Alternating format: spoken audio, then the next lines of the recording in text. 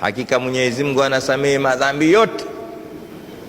Pale niliposema Mungu anasamehe madhambi yote, watu walitoa macho hapa. Ni kweli Mungu anasamehe madhambi yote, na hili ninayosoma hapa ni aya yake, inna Allaha yaghfiru dhunuba jami'an, kwa tanwini tena,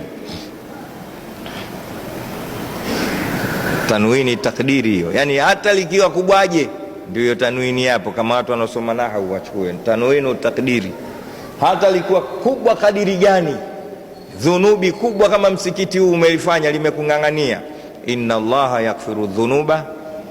Tena akasema la taqnatu min rahmatillah, sikati tamaa na rehema ya Mungu. Mungu anasamehe madhambi yote. Cha kushangaza katika aya hii sio hiyo la taqnatu, wala sio hiyo yaghfiru dhunuba, wala sio hiyo jamia yenye tanwini takdiri, sio.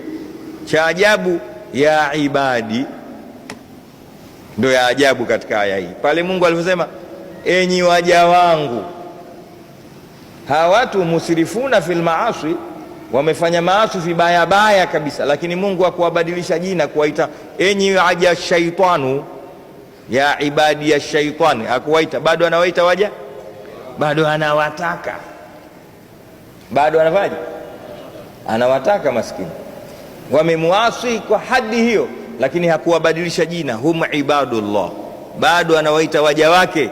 Kaleta kwa yeye ya nini, ya ulmutakallim, qul ya ibadi. Allahu akbar. Mungu, wewe mtu akikuudhi, hata mwanao unambadilisha jina. Wengi hapa tushai kuitwa punda na wazee wetu, uongo kweli? Kisa tu tumeenda kununua majani ya chai, tumetumwa majani ya chai tukaleta kibiriti. Umeenda dukani kanunue majani ya chai ukaja na kitu kama punda mkubwa. Wewe unajua mimi napoipata hii hela? Allahu akbar.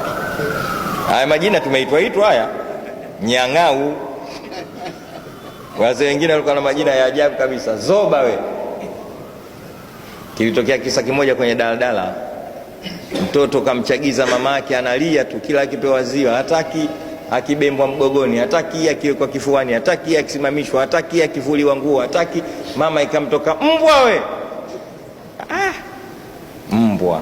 Sasa pembeni kakaa na mtu, kwa bakti yule mtu akawa anashuka kabla ya yule mama. Kwa hivyo fika kituoni akaambia mama mbwa, nipishe kidogo nishuke.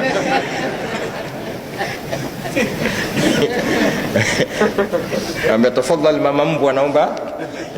Kaka, mimi mama mbwa, basi umemwita mwenyewe mwana mbwa. Kisa ziwa tu, kisa kilio tu. Allahu akbar. Bwana, Mwenyezi Mungu yaghfiru dhunuba jami'an. Hawa wamemwasi Mungu lakini bado anawaita. Wewe kwa nini mtu akiasi unamchukia? Kwa nini wewe? Inafika pale mlevi huyo, achana naye, mlevi huyo, mzinzi huyo, mshirikina huyo, tunaitana na tunabaguana kwa sababu ya maasi tu. Uongo, ndio tulivyo wote, ndio tulivyo. Hatari kabisa, mbaya. Huyo alotuumba na watu wamemwasi, anasema na huo moto wake pepo, lakini bado ambaye ya ibadi. Usimchukie mtu, chukia yale maasi yake. Kikubwa wewe ni kufanyaje? Kumwaidhi na kuendelea kumwombea Mungu, ndio Uislamu. Mtu anaasi, umia wewe kwa maasi yake, mfate kaka, acha, usimbague. Eti mwizi huyo.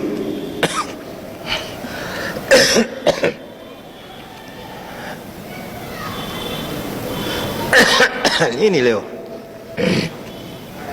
Umshipa una wasiwasi tu, unafanya mpango uniue, unajua nitakufa mimi, wenyewe utabaki, tutakufa wote. Mshipa huo haujui, tutakufa wote, hata ukinichagiza. Mtu akiasi, mtu akifanyaje? Muombe Mungu aache maasi, usimbague. La haula wala quwwata illa billah, ndio slogan yetu wa Islam.